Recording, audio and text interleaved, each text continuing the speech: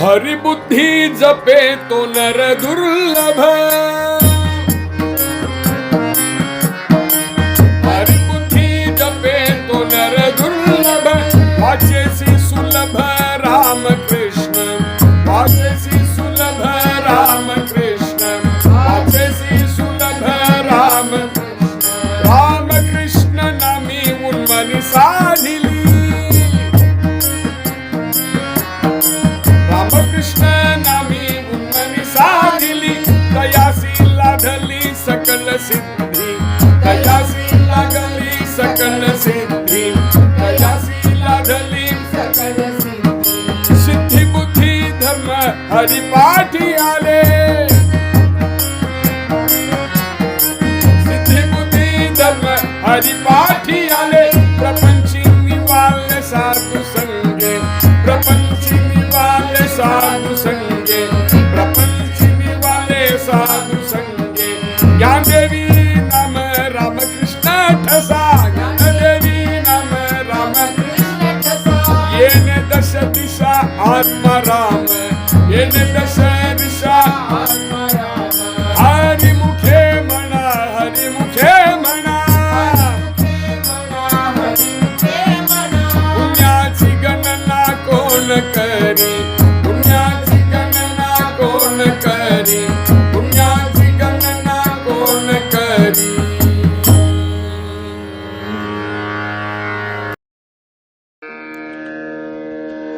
ராமகிருஷ்ண ஹரி ஹரிபாட்ல 16வது அபங்கம். ஹரிபுத்தி ஜபேதோ நரதுர்லப. ஹரிபுத்தி ஜபேதோ நரதுர்லப, வாச்சேசி சுலப ராமகிருஷ்ண. இந்த உலகத்துல இருக்கக்கூடிய ஜீவராசிகள்ல ஜபம் பண்ணணும் அப்படின்னு சொன்னோம்னால் யாரால பண்ண முடியும்? மனுஷனால மாத்திரம்தானே பண்ண முடியும்.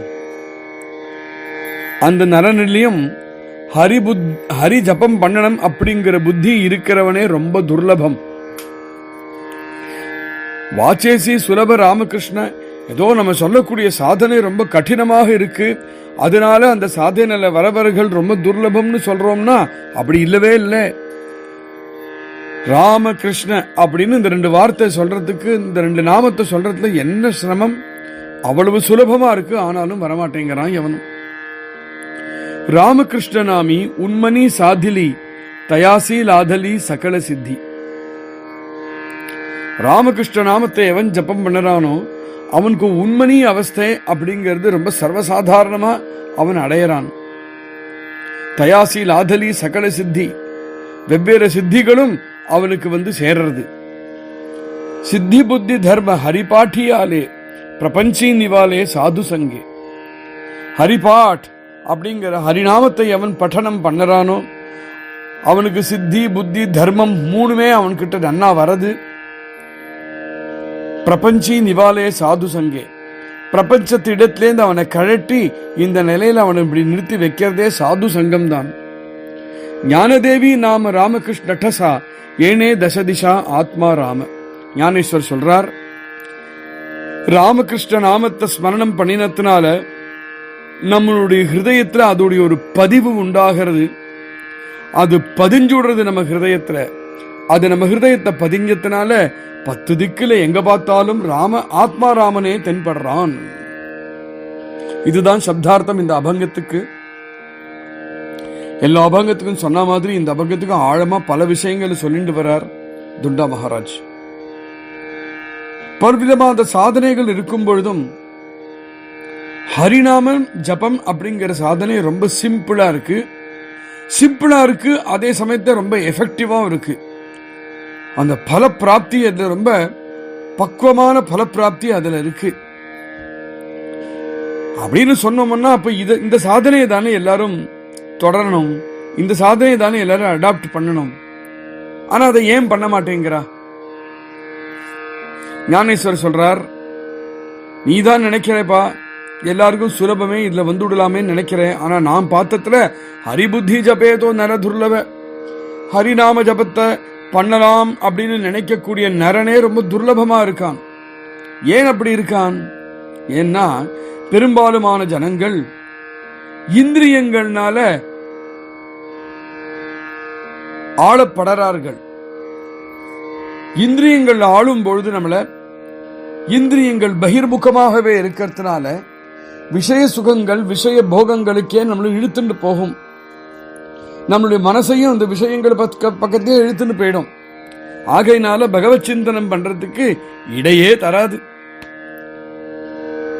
இந்த பகிர்முகமாக இந்த வாழ்க்கை இப்படி நடத்திட்டு இருக்கும் பொழுது எவ்வளவோ கஷ்டங்கள் எவ்வளவோ சிரமங்கள்லாம் அவனுக்கு நேரம் அப்பப்போ வந்து போயிட்டு இருந்தும் சரி போரும் போ, இனிமே பகிர்முகமா இருக்க வேண்டாம்னு அவனுக்கு தோணவே மாட்டேங்கிறது. மறுபடியும் மறுபடியும் மறுபடியும் திரும்பி திரும்பி பகிர்முகமாகவே இருந்துட்டு இந்த விஷய சுகங்கள்லயே சுகம் தரவே தராது. இந்த விஷயங்கள்ல வழண்டு கிடக்கான். இதுதான் ஜீவன் இருக்கக்கூடிய நிலை. எவ்வளவோ மகான்கள் எவ்வளவோ உபதேசங்கள் பண்ணி அதெல்லாம் கேட்டதுக்கு அப்புறமும் விஷய வாசனை நம்மளை விட்டு போகிற வழியாவே இல்லை. எவனுக்கு பூர்வ சுக்கிருதம் இருக்கோ, எவனுக்கு அருமையான ஒரு குருநாத்தால் கிடைச்சாலோ, எவனுக்கு சந்த சமாகமம் கிடைச்சதோ அவன் ஒண்டிதான் ஹரிபாட் அப்படிங்கிற பாத்தைக்கு திரும்புவான். ஹரிபாட்டு நீங்க சொல்லும் பொழுது இப்ப பாடக்கூடிய 27 அபங்கத்தை சொல்லல, ஹரிபாட் அப்படிங்கிறது ஹரிநாமஸ்மரண மார்க்கத்தை சொல்றார். கர்க சம்பைதையில அவரும் அதே தான் சொல்றாரு. ஹரிபக்தி அப்படிங்கிறது ரொம்ப ரொம்ப துர்லபமா இருக்கு. பிரம்மத்துவமோ தேவத்துவமோ இந்திரத்துவமோ அமரத்துவமோ அமிர்த பிராப்தியோ சித்தி லாபமோ இதெல்லாம் கூட ஆகி விடுறது. ஆனா ஹரிபக்தி கிடைக்க மாட்டேங்கிறது. சரி, ஹரிபக்தி கிடைக்கிறதுக்கு அது ரொம்ப சமமான மார்க்கமோ, அதனாலதான் அதை யாரும் பிரவர்த்திக்கிறதையோ அப்படின்னா இல்லையே. வாச்சேசி சுலப ராமகிருஷ்ண, வாயால ராமகிருஷ்ண ஹரி ராமகிருஷ்ண ஹரின்னு அகண்டமா சொல்றது உனக்கு என்ன கஷ்டம்? எவ்வளவோ மந்திரங்கள், கரடுமுரடான மந்திரங்கள், நீள நீளமான மந்திரங்கள், அதுல எவ்வளவு நியமங்களோட அந்த மந்திரங்களை சொல்ல வேண்டியிருக்கு. அதெல்லாம் எந்த எதிர்பார்ப்பும் இல்லாம சிம்பிளா ஸ்வீட்டா ஒரு மந்திரம், ஆனா அதுக்கு வரமாட்டேங்கிறா. இந்த மந்திரம் ரொம்ப சிம்பிளா இருக்கிறதுனால அது ஒன்னும் கிடைக்காதுன்னு நினைச்சுன்னு வராம இருக்காளோ, கொஞ்சம் கடினமா இருந்தா அதுலதான் பலன் இருக்கும்னு ஒரு ஆசக்தி மனுஷனுடைய ஹிருதயத்துல. அப்படி இல்லப்பா, ராமகிருஷ்ணனாமி உண்மணி சாதிலி அப்படிங்கிறார் ஞானேஸ்வர் மகாராஜ். உண்மணி அப்படிங்கிறது என்னன்னா, பகிர்முகத்தை தியாகம் பண்ணி அகண்டமா ராமகிருஷ்ண ஜபத்தை பண்ணினோம்னா உண்மணிங்கிறது கிடைச்சுடும். கிடைச்சுடுமா? கிடைச்சுடும். இந்த நாமத்துடைய பலத்துல பர்விதமான சித்திகள் கூட கிடைக்கும். அப்படியா? என்னது இந்த உண்மணி? இந்த உண்மணி என்னது நான் சொல்றேன். இது நாமஸ்மரணத்தினால் எப்படி கிடைக்குங்கிறது சொல்றேன் அப்படின்னு வரிஞ்சு கட்டின்னு புறப்பட்டுட்டார் துண்டா மகாராஜ். உண்மணி அப்படின்னு சொன்னோம்னா யோகத்துல அது ஒரு அவஸ்தை. விதி பூர்வகமா பிராணாயாமம் பண்ணி நாடி சக்கரங்களெல்லாம் நல்லா சுத்தி பண்ணி நம்மளுடைய சுஷும்னா நாடிய பேதப்படுத்தி வாயு உள்ள புகரும் பொழுது மனஸ்தைரிய அப்படிங்கிற ஒரு நிலை, சுஸ்திரமான பாவம் இருக்கக்கூடிய நிலை மனசுக்கு, இதுக்கு உண்மணி அவஸ்தைன்னு சொல்லறா. இது 17 ஜீவ கலைகள் நமக்கிட்ட இருக்கு. 17 ஜீவ கலைகள் தான் அமிர்தபானம் பண்ணினத்துக்கு அப்புறம் வரக்கூடிய நிலை யோக மார்க்கத்துல. இதுக்கு ஷடசக்கர பேதமாக இருக்கக்கூடிய யோகத்தை முன்னாடி நம்ம கத்துக்கணும். அதுக்கப்புறம் தான் கிடைக்கிறது யோக மார்க்கத்தை உண்மணி. அந்த உண்மணி ஸ்திதி தான் ராமகிருஷ்ண ஹரி சொன்னாலே கிடைச்சுடுங்கிறார். ஆச்சரியமா இருக்கு. நம்மளுடைய வாழக்கூடிய ஒரு இந்த வாழ்க்கையிலேயே பலவிதமான அவஸ்தைகள்லாம் இருக்கு. நம்ம சரீரம் சொன்னோம்னாலே அதுல பலவிதமான சரீரங்களும் இருக்கு. அந்த அவஸ்தைகள்ல ஸ்தூலா அவஸ்தைன்னு ஒரு அவஸ்தை.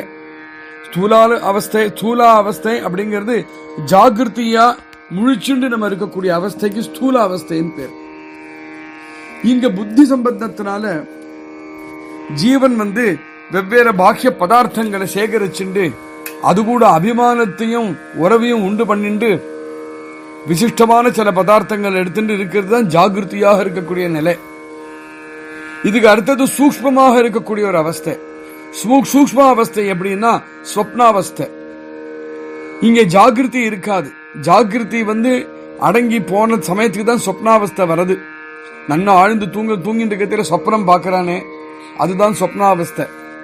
பலவிதமான சொப்பனங்கள்லாம் பார்க்கறான். இங்க கை கால் கண்ணு மூக்கெல்லாம் ஓய்ந்து கிடைக்கே தவிர மனசு ரொம்ப ஆக்டிவா இருக்கு. இதுதான் சொப்னாவஸ்தை.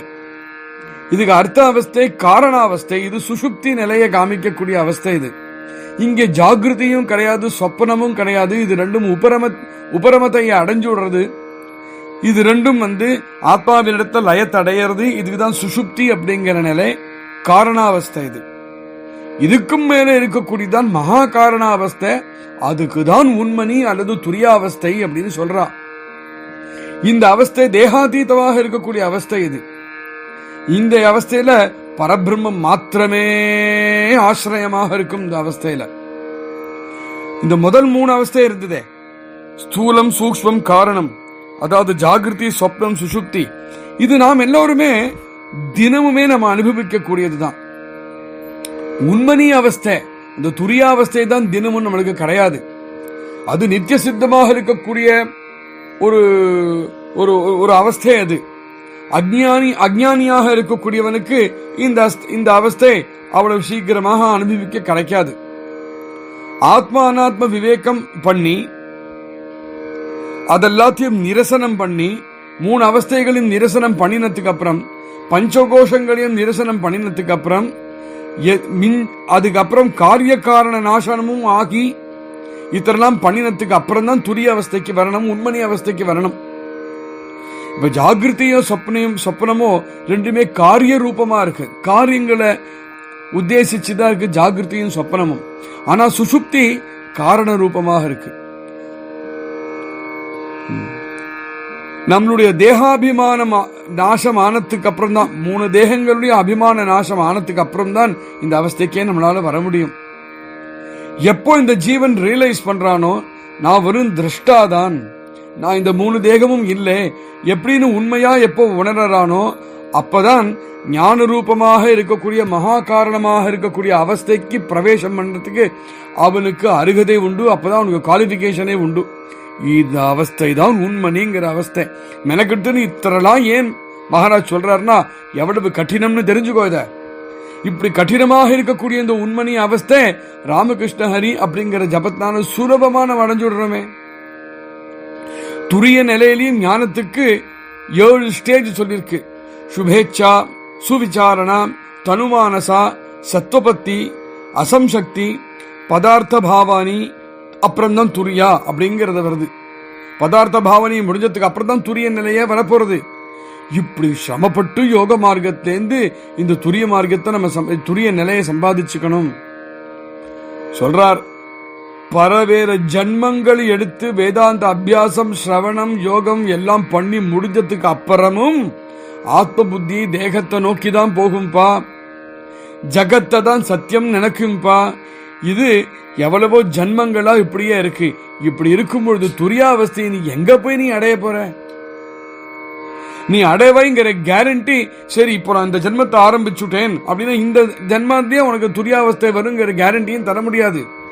பல ஜன்மங்கள் தான், முக்காவாசியும் பல ஜன்மங்கள் எடுக்க வேண்டி வரும். அப்படி இருக்க ஞானேஸ்வரர் என்ன சொல்றார்? ராமகிருஷ்ண நாமி உண்மணி சாதிலி. ராமகிருஷ்ண நாமத்தை சொன்னத்தினாலேயே உண்மணி அப்படிங்கிற அவஸ்தையை அடையறான். அது எப்படி? சரி, உண்மணி அவஸ்தை எவ்வளவு சிரமம் அப்படிங்கிறது தெரிஞ்சுட்டோம்.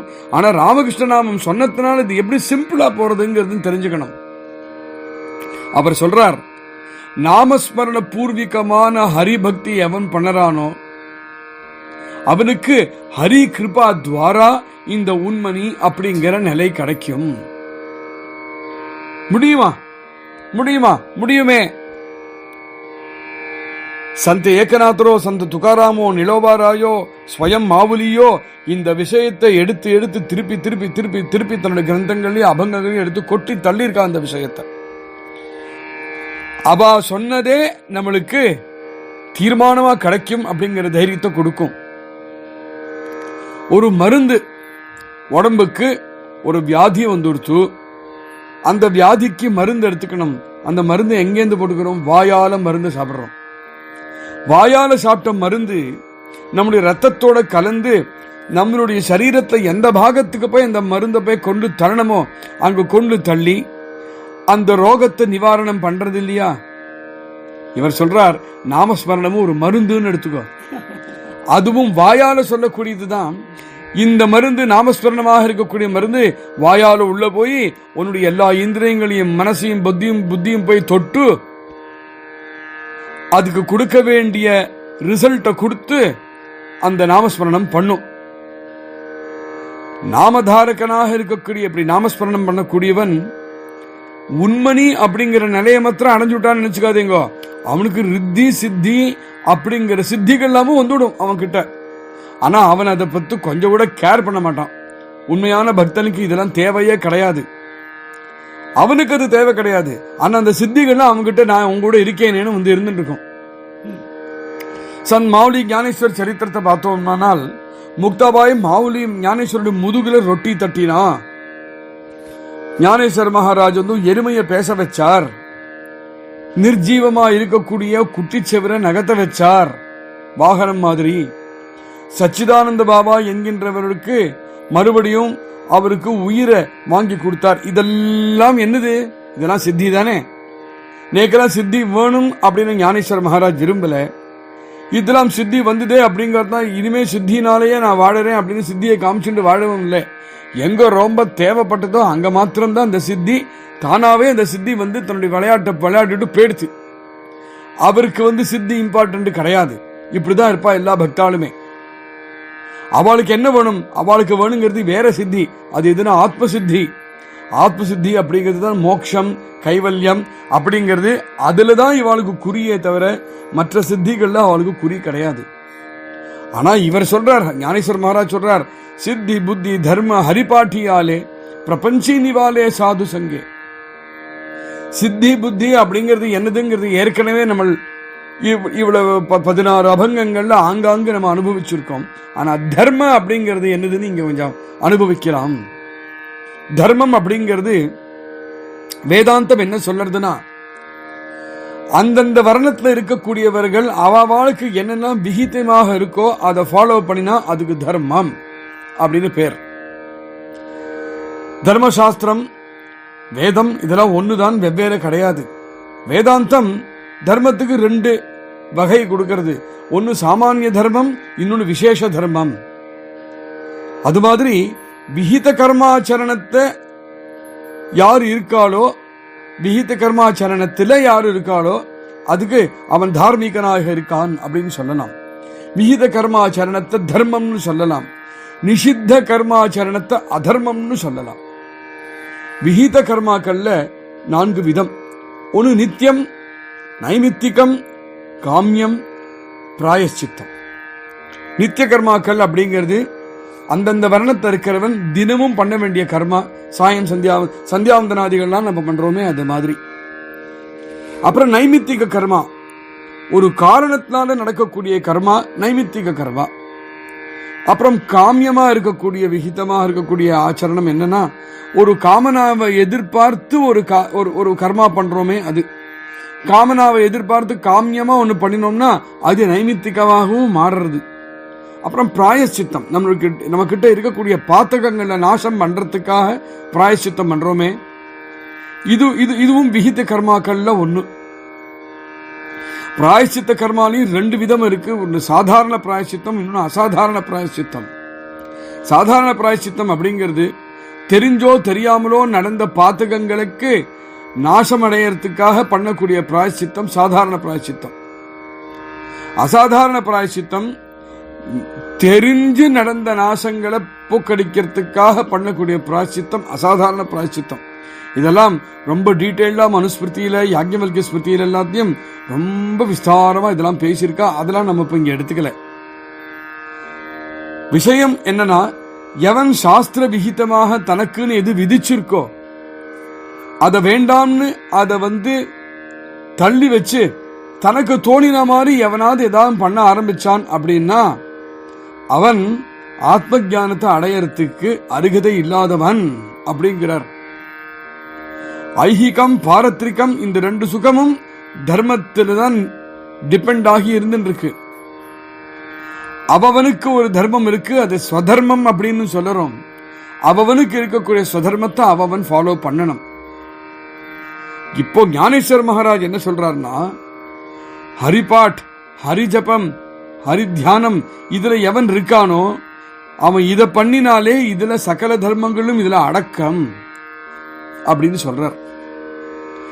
ஸ்ரீமத் பாகவதத்திலையும் நாமஸ்மரண பூர்வீகமாக இருக்கக்கூடிய பக்தி தான் பரம தர்மம் எல்லா ஜீவன்களுக்கும் அப்படின்னு பாகவதத்திலையும் அப்படியே சொல்லியிருக்கு.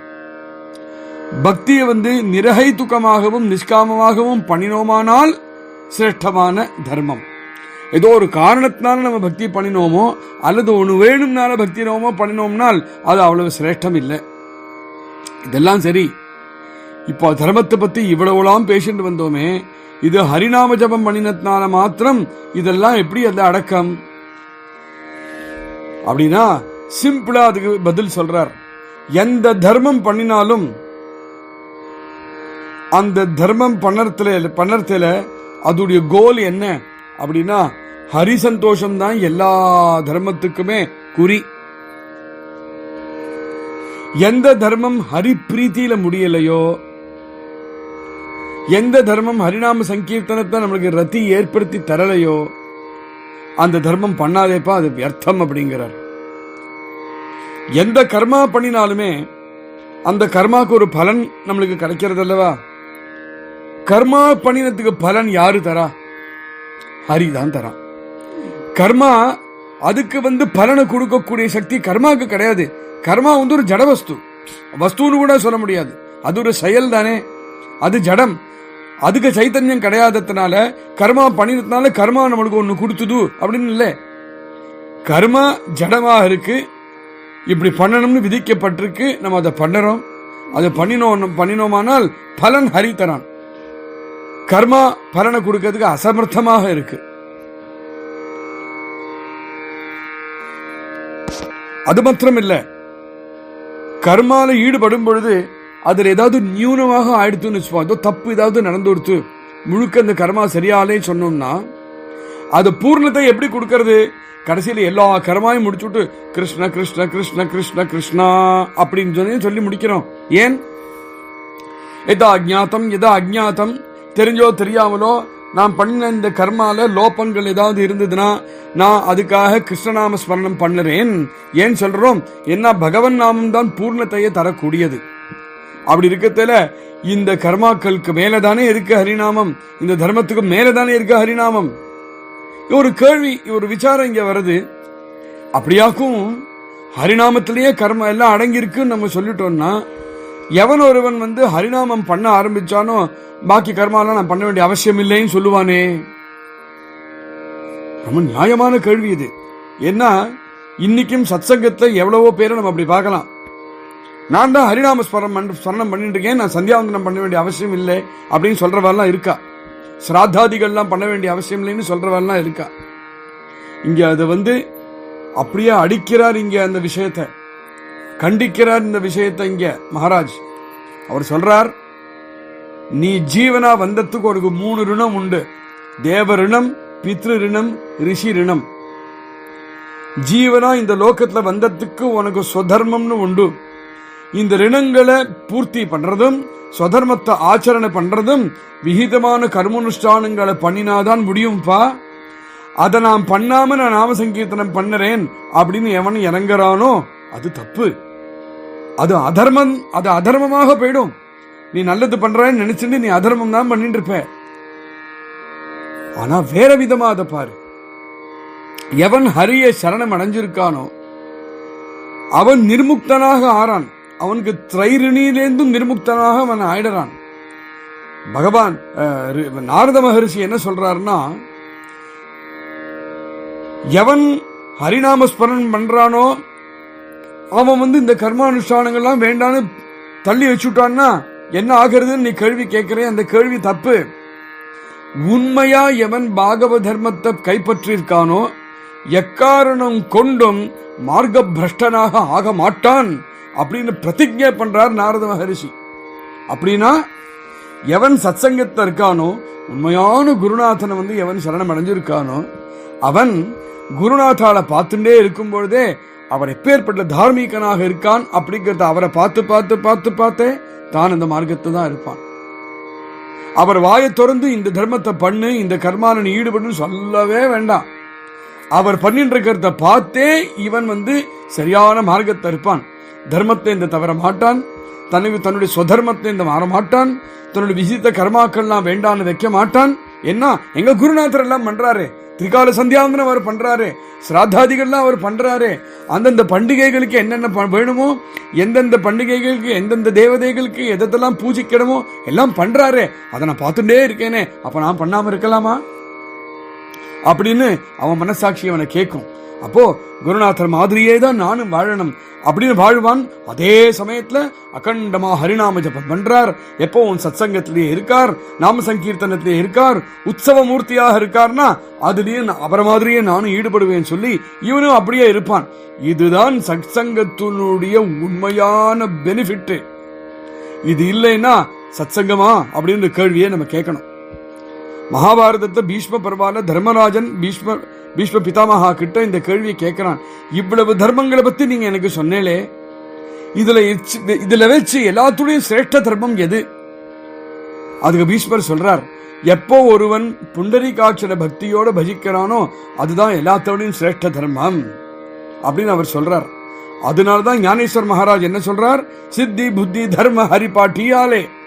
எவன் ஹரிபாட்டு பண்ணிட்டு இருக்கானோ, எவன் ஹரிநாம ஜபம் பண்ணிட்டு இருக்கானோ அவனிடத்த சித்தி வந்துடுறதுங்கிறது ஒரு பக்கம் இருக்கட்டும், அவனுக்கு புத்தி வேதாந்த விசாரம் பண்ணக்கூடிய புத்தி வரதுன்னு ஒரு பக்கம் இருக்கட்டும், அவனுக்கு ஸ்வவிகிதமாக இருக்கக்கூடிய என்ன தர்மம் இருக்கோ அந்த தர்மத்திலேருந்து தவறாம அவன் நடந்துப்பான். அப்போ ஹரிபாட்ங்கிற மார்க்கத்தை இருந்ததுனால இவன் மற்ற தர்மங்கள்லாம் விட்டுட்டானே என்ன அப்படிங்கிற கேள்வி கேட்காதே. எவன் ஹரி நாம ஜபம் எவன் பண்றானோ ஆட்டோமேட்டிக்கா தர்மத்திலேருந்து தவறாம அந்த மார்க்கத்துல இருப்பான். அடுத்தது அவர் சொல்றார், அதுதான் பிரபஞ்சீ நிவாலே சாது சங்கே. இந்த சம்சாரத்தை ஜீவன் பலவிதமான கஷ்டங்கள் படறான். திரிவித தாபம் அப்படின்னு நம்ம அதை சொல்றோம். ஆத்தியாத்மிகமான தாபம், கோபம், லோபம், அகங்காரம் அப்படின்னு மானசீகமாக இருக்கக்கூடிய எவ்வளவோ விஷயங்கள் இருக்கு. அது ஆத்தியாத்மிக தாபத்தை அதெல்லாம் வரும். அப்புறம் ஆதி தெய்வீகமான தாபம், வழியில நிசர்கத்தேந்து வரக்கூடிய ஒரு ஃப்ளட் வந்துடுத்து, சைக்ளோன் வந்துடுத்து, பூகம்பம் வந்துடுத்து, அதெல்லாம் ஆதி தெய்வீகமான தாபம். அப்புறம் ஆதி பௌத்திகமான தாபம், நம்மளை யாரோ அடிச்சா, இல்ல ஒரு பூச்சி கடிச்சு கொடுத்து, பாம்பு நம்மளை தீண்டு கொடுத்து அப்படின்னு நம்மளை சுத்தி வர இருக்கக்கூடிய மனுஷர்களும் பூதங்கள்னாலும் வரக்கூடிய தாபம் ஆதி பௌத்திகமான தாபம். இவர் எங்கன்னு சொல்றார், ஹரிச்சிந்தனம் பண்ணினத்தினால, சத்சங்கத்தை வரிச்சு எடுத்துனத்தினால இந்த 3 தாபங்கள்ல இருந்தும் இவனுக்கு விடுதலை. இந்த 3 விதமான தாபம் எல்லாருக்கும் காமன் தான். ஆனா யாரு சத்சங்கத்துல இருக்காளோ அவளுக்கு தேர்ந்து விடுதலை. எப்படி அவளுக்கு விடுதலை அப்படின்னா, ஆத்ம ஞானம் அவளுக்கு இருக்கிறதுனால விடுதலை. அப்ப இவாளுக்கு அந்த தாபங்கள் வராதுன்னு அர்த்தம் இல்லை. இவாள் இந்த உலகத்தை தானே இருக்கா. பூகம்பம் வந்ததுன்னா இவாளுக்கும் தான் அந்த பூகம்பத்துடைய எஃபெக்ட். ஆனா அந்த பூகம்பம் இவாளை எஃபெக்ட் பண்ணாம இருக்கு. ஏன்? இவன் ஆத்ம ஞானம் இருக்கிறதுனால. என்ன ஆனாலும் பரவாயில்ல, ஆத்ம ஞானத்திலே அவ ஸ்திரமா இருந்துட்டு இருக்கிறதுனால அவ 3 விதமான தாபங்கள் அவள் இடத்துல வந்தாலும் அந்த 3 விதமான தாபங்களும் இவாளை பாதிக்காம இருக்கு. இவா பாடு ஜிலு ஜிலு ஜிலு ஜிலுன்னு நாமஸ்மரணத்திலே இருந்துட்டு இருக்கா. நாம் எல்லோருக்குமே சரீரம் அப்படிங்கிறது ஏற்கனவே சொன்ன மாதிரி 3 சரீரம் உண்டு. ஸ்தூல சரீரம், சூக்ஷ்ம சரீரம், காரண சரீரம் அப்படிங்கிறது. இங்க ரொம்ப வேடிக்கையா ஒரு விஷயம், வேடிக்கையில இன்ட்ரெஸ்டிங்கா ஒரு விஷயம் சொல்றார். சரீரம்னு சொன்னாலே ஜுவரம்னு ஒண்ணு உண்டு. ஜுவரம் இல்லாத சரீரமே கிடையாது. அப்போ ஸ்தூல சரீரம், சூக்ஷ்ம சரீரம், காரண சரீரம் சொன்னோம்னா இந்த 3 சரீரத்துக்கும் 3 விதமான ஜுவரங்கள் உண்டா. ஸ்தூல சரீரத்துக்கு இருக்கக்கூடிய ஜுவரம் எது? கபம், பித்தம், வாதம், இதெல்லாம். இந்த ஜுவரம்னா வந்துருத்தனா ஒரு வைத்தியன் கிட்ட போய் மருந்து வாங்கிட்டு இந்த ஜுவரத்தை தீர்த்து விடலாம். ஆனா அதுலயுமே அந்த வைத்தியன் கிட்ட மருந்து வாங்கினதுனால முழுக்க அது போயிடும்ங்கிற கேரண்டி எல்லாம் கிடையாது. சூக்ஷ்ம சரீரம் இருக்கே, அதுக்கு வரக்கூடிய ஜுவரம் எது? காமம், குரோதம், லோபம், இதெல்லாம். அப்புறம் காரண சரீரம்னு சொன்னோமே, அதுக்கு வரக்கூடிய ஜுரம் எது? அஜ்ஞானம் அப்படிங்கிற ஜுரம். இப்படி இந்த 3 சரீரத்து கூட 3 இவ்வளவு விதங்களான ஜுரங்கள் இருக்கு இல்லையா? இந்த ஜுரங்களுக்கெல்லாம் சேர்த்துதான் பேரு பவரோகம் அப்படின்னு. சாது சங்கத்தை எவன் அடையறானோ, ஹரிநாமத்தினுடைய மாதுரியத்தை எப்போ அவன் அனுபவிக்க ஆரம்பிச்சுட்டானோ என்ன ஆகிறது? இந்த தாப்பங்கள்லாம் தானாவே சாந்தி அடைஞ்சுடுறது. இவன் ஹரிநாமத்தை அனுபவிக்க அனுபவிக்க அனுபவிக்க எல்லா தாப்பங்களும் ஒண்ணுக்கு அப்புறம் ஒண்ணு அடங்க ஆரம்பிச்சுடுறது. ஆத்மா அனாத்ம விசாரமும் இந்த சங்கத்துல தான் நடக்கிறது. அதனாலையும் இந்த தாப்பங்கள்லாம் அவனுக்கு இல்லைன்னு ஆயிடுறது. ஆகையினால்தான் இந்த ஹரிபாட்டு முடிக்கத்தை சொல்றார். ஞானதேவி நாம ராமகிருஷ்ண டசா ஏனே தசதிஷா ஆத்மா ராம. அந்த சத்சங்கத்துக்கு வந்ததுக்கு அப்புறம், அந்த குருநாதனை அடைஞ்சதுக்கு அப்புறம் அவர் பண்ணின உபதேசம் ராமகிருஷ்ண ஹரி அப்படிங்கிற நாமம். எப்பவுமே நம்ம ஹிருதயத்துல என்ன இருக்கும்னா, எதெல்லாம் நம்ம பார்த்துட்டு இருக்கோமோ அதெல்லாம் உள்ள பிரதிபிம்பிச்சுட்டே இருக்கும். அது மாத்திரம் இல்ல, நம்ம ஹிருதயத்துல என்ன ஓடின்னு இருக்கோ அதுதான் வழியிலையும் பிரதிபிம்பிக்கும். நம்மளுடைய சிந்தனம் எப்படி இருக்கோ, சிந்தனம் பிரகாரம் நம்ம இந்த லோகத்தை அனுபவிப்போம். அப்படி இருக்கும் பொழுது நம்மளுடைய ஹிருதயத்தை அகண்ட ஹரிச்சிந்தனத்தை வச்சுட்டோமானால், விஷய எண்ணங்கள், விஷயங்களாக இருக்கக்கூடிய எண்ணங்கள்லாம் நம்ம சிந்தனத்திலிருந்து வழியில போகி சித்தம் ஹரிமயமா ஆயிடும். எப்போ சித்தம் ஹரிமயமா ஆயிடுறதோ எதை பார்த்தாலும் ஹரியே அதுல பிரதிபிம்பிப்பான். எந்த பரமேஸ்வரன் சகல பூதங்களையும் இருக்கானோ அந்த பரமேஸ்வரன் தான் என்னுடைய ஆத்மா. எந்த ஹரிஸ்வரூபமாக நான் இருக்கேனோ அந்த நான் தான் சகல பூதங்களையும் இருக்கேன் அப்படிங்கிறத உயர்ந்த ஒரு நிலை அவனுக்கு சேர்றது. இங்க அருமையா சொல்றார், எப்பேற்பட்டவன் ஒருவனுக்கு இந்த நிலை வருதோ அவனைதான் பாகவதோத்தமன்னு சொல்லலாமா. பாகவதோத்தமன் அப்படிங்கிற வார்த்தையை சும்மா வேஸ்ட் பண்ணக்கூடாது. இந்த நிலையில இருக்கிறவன் தான் பாகவதோத்தமன். நம்மளுடைய அந்த கரணம்னு இருக்கே, ஹிருதயம்னு இருக்கே, அதுல க்ஷணத்துக்கு க்ஷணம் க்ஷணத்துக்கு க்ஷணம் க்ஷணத்துக்கு க்ஷணம் நிறைய எண்ணங்கள் பதியறது. ஆனா பதிஞ்ச அந்த எண்ணம் எத்தனை ஃபாஸ்டா பதிஞ்சுதோ அத்தனை ஃபாஸ்டா அது போகவும் போயிடுறது. எவ்வளவு எண்ணங்கள் மனசுக்கு வருது, எவ்வளவு எண்ணங்கள் அங்கிருந்து வழியிலும் போயிடுறது. ஆனா ஹரிபக்தனாக ஒருவன் இருக்கானே, அவன் ஹிருதயத்துல மாத்திரம் ராமகிருஷ்ண ஹரி அப்படிங்கிற நாமத்தை அவன் ஜபம் பண்ணி ஆரம்பிச்சதுக்கு அப்புறம் அந்த ராமகிருஷ்ண ஹரி அப்படிங்கிற எண்ணம் பதிஞ்சு அந்த எண்ணம் அங்கிருந்து நகரவே நகராது. அது நகராதத்தினால எங்க பார்த்தாலும் சர்வத்திர அவனுக்கு ஆத்மாராம தர்சனமே கிடைக்கிறது. இதுதான் பராபக்தியுடைய பராசீமா அப்படின்னு சொல்றார். இந்த விஷயத்தை தான் கம்பீரமா போல்டா ஞானதேவர் சொல்றார். ஞானதேவன் நாம ராமகிருஷ்ண டசா ஏனே தசதிஷா ஆத்மா ராம. ராமகிருஷ்ண ஹரி.